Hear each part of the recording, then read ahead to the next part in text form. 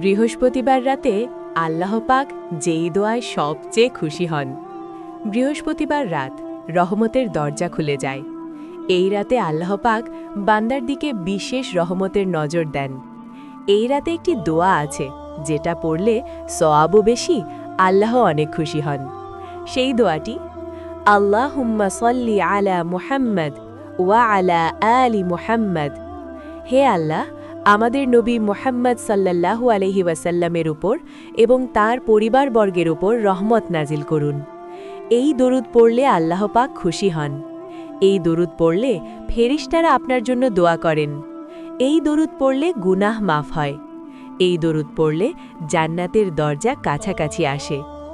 গুনাহ মাফের শক্তিশালী লাইন, আস্তাগফিরুল্লাহ ওয়া আতুবু ইলাইহ।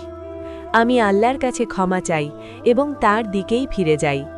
আল্লাহ বলেন, বান্দা যখন ক্ষমা চায় আমি খুশি হই। এই বৃহস্পতিবার রাতে চোখের পানি ফেলেও একবার বলুন, হে আল্লাহ, তুমি আমার উপর খুশি হয়ে যাও এই দুনিয়া ও আখেরাতে। ছোট আমল: ১. ১০০ বার দরুদ শরীফ পড়ুন। ২.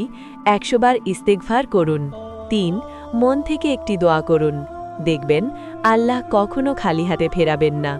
এই রকম ভিডিও পেতে ভিডিওটিতে লাইক দিয়ে আমাদের এই চ্যানেলটি সাবস্ক্রাইব করে দিন।